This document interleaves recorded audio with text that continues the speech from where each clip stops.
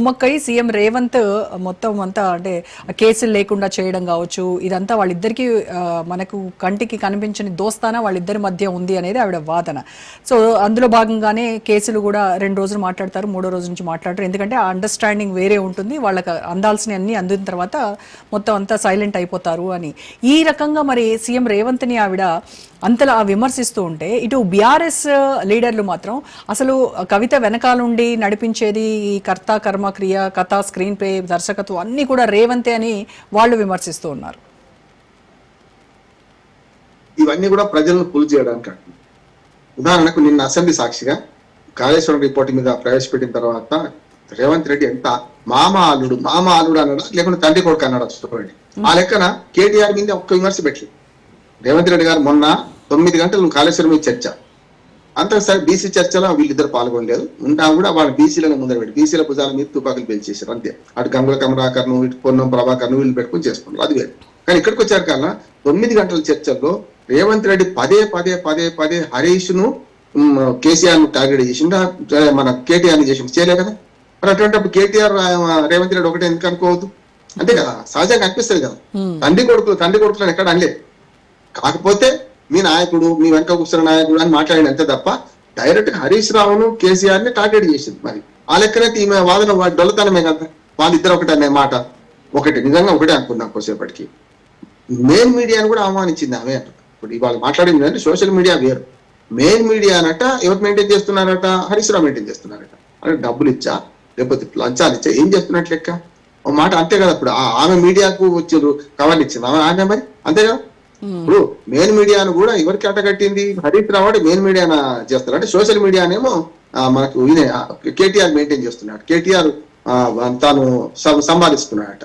అంటే ఏమన్నట్టు మీడియాను కూడా అవమానించినట్టే కదా. మరి మీ వార్తలు కూడా కవర్ చేస్తున్నారు మీడియా, మరి అప్పుడు ఏమన్నట్టు ఎవరికి ఇస్తున్నాడు మీరు కూడా. మరి మీడియాను అంటే సోషల్ మీడియా వాళ్ళిద్దరు చెరపటి పంచుకున్నారు, మీరు రెండింటిని మెయింటైన్ చేస్తున్నట్టే కదా. ఇప్పుడు ఆ కవితకు చూడండి, సోషల్ మీడియాలో మంచి విమర్శలు వస్తున్నాయి, మంచి సమర్థనలు 2 వస్తున్నాయి. చూడండి సోషల్ మీడియా చూస్తే నేను చాలా తక్కువ చూస్తా, కానీ ఇప్పుడు తప్పనిసరి చూడాల్సి వస్తుంది, మా కోసం ఆయన చూడాల్సి వస్తుంది. అందుకని ఇప్పుడు ఈ రెండింటిని మీరు మెయింటైన్ చేస్తున్నారని ప్రశ్న ఒకటి వస్తుంది కదా. 1,000 అడుగు చూపెడితే 4,000 వెనక్కి తిరుగుతాయి. అట్లాని ఇప్పుడు ఇవాళ అవినీతి గురించి ఇవాళ మాట్లాడకుండా 2018 తర్వాత, ఇప్పుడు ఆమె సిరిసిల్ల ఎట్లా చెప్పొస్తుంది, 2018 తర్వాత చెప్పుకొస్తున్నది కదా. మరి 2018 తర్వాత పార్టీ అధికారంలో ఉంటే అప్పుడు మాట్లాడితే వేరే ఉంటుంది, పోనీ అది పక్కన పెట్టండి. ఇప్పుడు 3వసారి కనుక మొన్న చావు తప్పి కన్నులోటమైనట్టు పూర్తిగా 60-50 సీట్లతో బీఆర్ఎస్ అధికారంలోకి వచ్చింది అనుకోండి, ఎంఐఎం మద్దతుతో వచ్చింది అనుకోండి, ఈ మాట ఇప్పుడు మాట్లాడేదా అంటున్నాను. అంటే ఆ వ్యక్తిగత విలువల కోసం, వ్యక్తిగత పదవుల కోసం, వ్యక్తిగత అహంకారం కోసం పార్టీని ఎందుకు నాశనం చేస్తున్నారు, పార్టీ పరువు ఎందుకు చేస్తున్నారు అనే మాట పార్టీ కార్యకర్తల నుంచి వస్తుంది కదా.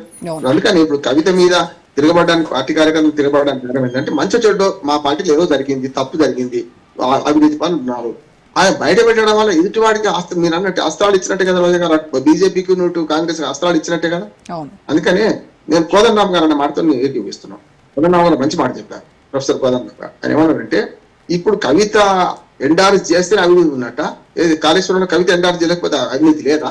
కాళేశ్వరం కమిషన్ ఉంది, ఈసీ ఘోష్ కమిషన్ ఉంది, విజిలెన్స్ కమిషన్ రిపోర్ట్ ఉన్నది, ఎన్డీఎస్ఏ రిపోర్ట్ ఉన్నది, ఇతర చాలా రిపోర్ట్ ఉన్నాయి కదా. అవి బేస్ చేసుకుని మేము పోవాల్సిందే. కానీ ఈ కవిత అన్నది కనుక ఆవో చూసిన కుటుంబం అంటే పండుగ, నాకు కవిత అన్నది కనుక ఉన్నది అంటే శాంటిటీ కవిత అంటే వస్తుందా? కాకపోతే ఏంటంటే మీ వాళ్ళే మిమ్మల్ని విమర్శిస్తున్నారు, మీ వాళ్ళే బట్టబయలు చేస్తున్నారు కదా అంతఃపుర రహస్యాలను, ముఖ్యంగా కాళేశ్వర అవినీతిని అని చెప్పడానికి మనకు వస్తుంది. రాజకీయంగా వాడుకోవచ్చు, కానీ ఆమె అనంత మాత్రాన అవినీతి ఉన్నది కాదు, ఆమె అనకపోతే అవినీతి లేదని కాదు. ఎగ్జాక్ట్లీ. అయితే తెలంగాణ రాజకీయం ఇంత రంజుగా ఉంది, సొంత పార్టీలోనే లుకలుకలు బీఆర్ఎస్లో, ఇటు ప్రధాన పార్టీలు అయినటువంటి కాంగ్రెస్, బీజేపీ ఎవరి విమర్శలు ప్రతి విమర్శలు ఎవరి రాజకీయం వాళ్ళు చేస్తూ ఉంటే తగుదునమ్మా అని ప్రజాశాంతి పార్టీ అధ్యక్షుడు కేఏ పాల్ ఎంటర్ అవుతారు. ఆయన కవితని ఇన్వైట్ చేస్తారు, నా పార్టీలో వచ్చి జాయిన్ అవ్వండి, జూబ్లీహిల్స్ ఉప ఎన్నికల్లో పోరాడదాము, మీరు బీజేపీ వదిలిన బాణం కాదు అని నిరూపించుకోవాలని అంటే మీరు నా పార్టీలో జాయిన్ కావాలని చెప్తారు. ట్రంప్ క్యాంప్ వస్తుంది మనకి ఎప్పుడు కూడా. ఎందుకంటే కేఏ పాల్ గారు ఏం లేదు, ఇప్పుడు ఆయన దగ్గర డబ్బులు ఉన్నాయి, ఈ విదేశానికి తోడైతే రాజకీయం తోడు కాదు. ఇప్పుడు డబ్బులు ఒక్కటే సరిపో పార్టీ పెట్టడానికి కానీ పార్టీ నడపడానికి కానీ. కనుక ఆయన డబ్బులున్నా ఈయన దగ్గర చరిస్మా ఉన్నది. మంచి చోటు కేసీఆర్ కూతురుగా ఆమె చెప్పినట్టే, కేసీఆర్ కూతురు కాకపోతే నాకు ఏం విలువ ఉన్నది, నేను కేసీఆర్ కూతురుగా గర్విస్తున్నా, నాకు ఆ విలువ ఈ పదవులు వచ్చినా ఈ పలుకుబడి వచ్చినా ఆయనతోనే అన్నది కదా. ఇప్పుడు ఇది కావాలి ప్రజాశాంతి అన్న పోదు పరిస్థితులు పోదు. కానీ తెలంగాణ జాగృతి ద్వారా ఆమెకు ఒక చిన్న సలహా ఇస్తున్నాడు మన మీడియా ద్వారా. ఏమంటున్నానంటే వాళ్ళ రైతులు కష్టపడుతున్నారు. ఇప్పుడు ఎట్లా రేవంత్ రెడ్డి తిట్టింది, అటుపక్క బీజేపీకి పోదానంటుంది కనుక రైతులు యూరియా కష్టాలు ఉన్నాయి, మొదలు ఉద్యోగం మొదలు పెట్టండి. అట్లా వరద సహాయం చేయండి. అట్లాగే ఆమె ఎవరైతే బాధితులు అయిపోయినారో పాపం, ఇది మన నేరేళ్ళ బాధితులు అంటుంది కదా, వాళ్ళ దగ్గర పరామర్శించండి. దళితులు వాళ్ళు పరామర్శించి మా సంతోష్, మా అన్నగారు చేసిన పొరపాటు సీఎం ఆఫీస్ నుంచి మా నాన్నకు తెలవకుండా అనాలి, తప్పదు. మా నాన్నకు తెలవకుండా మిమ్మల్ని కొట్టించిండు కనుక మీకు పరిహారం ఇస్తున్నా, మేము ఏ పని చేసుకోలేరు, అలా కుటుంబానికి 10 లక్షలు 5 లక్షలు 1 లక్ష ఆమె స్తోమత తగ్గట్టు ఇచ్చిరామండి. అదన్నా కనీసం డబ్బులు పరిహారం కాదు ఎప్పుడు కూడా. కొన్నిటికి అడ్వకేట్ గా చెప్తున్న కొన్నిటికి పరిహారం కాదు. రేపు చేస్తే రేపు చేయబడ్డ మహిళకు 1 కోటి రూపాయలు ఇచ్చినా దానితో సమానం కాదు. ఇదే అంతే అంటున్నాను. దళితులు దీపాలు కొట్టించి మన మందు నువ్వే పడతా అంటే మందన్న పెట్టమంటున్నాను. నీకు మళ్ళీ కొట్టింది నిజమే కదా, చేసింది మీ పార్టీలో ఉన్న ఒక పెద్దాన్ని చేసిండు, చేయించిండు కనుక మరి దీనికన్నా పాప పరిహారం, పశ్చాత్తాపానికన్నా మించిన శిక్ష లేదు, పరిహారానికి మించిన నగదు పురస్కారం లేదు కదా. 7 8 దళిత కుటుంబాలు ఉన్నాయట, పోండి మా అన్నగారు చేయలేని పని నేను చేస్తున్నానండి ఇచ్చిరండి. కానీ ఇప్పుడు పోదు. ఎందుకు పోదు? అన్నకు వ్యతిరేకమైంది కదా. అన్న చేయలేని పని ఏం చేస్తున్నాను అంటారు కదా రేపు. ఆ సిరిసిల్ల నియోజకవర్గం కోల్పోను, వేరే అదే సిద్దిపేట అయితే గ్యారెంటీ పోతుంది. సిద్దిపేట నియోజకవర్గంలో ఈ పని జరుగుంటే హరీష్ రావు వ్యతిరేకంగా గ్యారెంటీ పోతుండే. అన్ని రాజకీయాల్లో ఇవి ఎట్లా ఉన్నాయి రాజా గారు, ఎప్పుడుంటది అంటే అన్ని రాజకీయాల్లో వాళ్ళు చేసింది మంచి అనుకుంటున్నారు, ఎదుటి అంటే కష్టం వచ్చేదాకా అంటే పొరపచ్చాలు వచ్చేదాకా వాళ్ళందరూ కలిసే ఉంటున్నారు. పొరపచ్చాలు వచ్చినప్పుడే బయటపడుతున్నారు. కానీ ఇప్పుడు ఆమె నా సలహా ఏంటంటే ప్రజారంగంలో దూకండి. గతంలో అన్నది కదా ఆమె ఈ 7 నెలలుగా, ఏది ఏప్రిల్ ఆమె జైలు నుంచి బయటకు వచ్చినప్పటి నుంచి 2024 ఇప్పటి నుంచి ఇప్పటిదాకా నేను ఈ పనులు చేసిన అన్నది కదా, అవన్నీ మన నిరాకటంగా చేయండి. ఎందుకు ఎట్లాగో మన జాగృతి కార్యకర్తలు ఉన్నారు. పోకముందే ఇప్పుడు 300 మంది చేసుకున్నారు కదా, అట్లా మరి ప్రతి దగ్గర నుంచి 200 మంది 300 మంది పొలం మంది మన బేరస్లో చేరుతుంటే రేపు పొద్దున మనకి కష్టం వస్తుంది. కనుక ఉన్న కార్యకర్తలతోనైనా సరే ముందుకెళ్ళి ఈ ప్రజలకు ఉపయోగపడే కార్యక్రమాలు, వరదల్లో చాలా సహాయం కావాలి, చేయండి, కష్టమేం లేదు. ఎట్లాగూ మంచి చెడ్డ అంతతో పాటు మీరు తృణోపణం వెనకేసుకున్నారని అందరూ అంటున్నారు మిమ్మల్ని కూడా. కనుక ఆ తృణోపణం వెనకేసుకున్నారని కొంత ఖర్చు పెట్టండి, ఇప్పుడైనా నష్టం ఉన్నది అంటున్నారు. అయితే కవిత మొన్న మాట్లాడినప్పుడు తన కాంటెక్స్ట్ వేరు, నేను అన్నది కేసీఆర్ గారికి నష్టం చేసేటువంటి పార్టీ ఉంటే ఎంత పోతే ఎంత అనేది నేను మాట్లాడిన దాన్ని వక్రీకరించి దాన్ని ప్రిఫిక్స్ సఫిక్స్లు కట్ చేసి రాంగ్ వేలో ప్రొజెక్ట్ చేశారు అని చెప్పేసి ఆవిడ అన్నారు. అలాగే కర్మ సిద్ధాంతం గురించి కూడా మాట్లాడారు. కలికాలం కాబట్టి అబద్ధాలు మోసాలు చేసే వాళ్ళదే ఈ టైము, కానీ కర్మ సిద్ధాంతం అనేది ఒకటి ఉంటుంది, ఇంతకింత వాళ్ళు అనుభవిస్తారు అని ఆవిడ కన్క్లూడ్ చేయడం జరిగింది. మొదటి దానికి ఏమో ఇప్పుడు ఒకసారి ఆ ప్రెస్ మీట్ అయితే నేను చూసిన మాట్లాడుతున్నప్పుడు, ఇప్పుడు ఇవాళ ఎట్లా ఆ 45 నిమిషాల ప్రెస్ మీట్ లో ఆమె మొత్తం చెప్పుకొచ్చిందో అది ఎట్లా చూసినాం ఆనాడు కూడా చూసినాం కదా.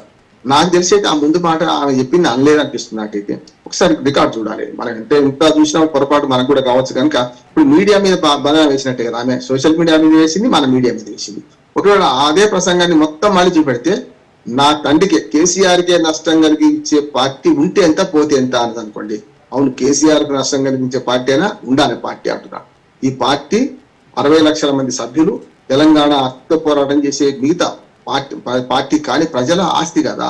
పార్టీ ఉంటంటే పోతే ఎంత అనే మాట ఆ ముందు మాట కలుపుకున్నా తప్పే అంటున్నా. ముందు మాట లేదంటుంది, లేదని వీళ్ళు చేసినట్టుంది కదా, ముందు మాట కలుపుకున్నా కూడా తప్పే అంటున్నా. ఎందుకంటే ఉంటే ఎంత పోతే ఎంత అనే మాట కరెక్ట్ కాదు. పార్టీ లేకపోయినా మీరెక్కడి, మీ విలువ ఎక్కడిది, మీ పార్టీ పదవులు ఎక్కడి, ఇప్పుడు నిన్న రాజీనామా చేసిన పదవి ఎక్కడి నుంచి వచ్చింది, అక్కడి నుంచి వచ్చింది కదా. కనుక ఆ మాట సమర్థించుకోవడానికి అవుతుంది. కానీ ఒకవేళ ఆమె అన్నట్టే ఆ ముందు మాట ఉన్నా కూడా అది తప్పే. Right, thank you so much Rammohan Rao garu. చూద్దాం ఏం జరుగుతుందో తెలంగాణ రాజకీయంలో. రైట్, ఇది ఇవాల్టి special debate. Stay tuned Raj news.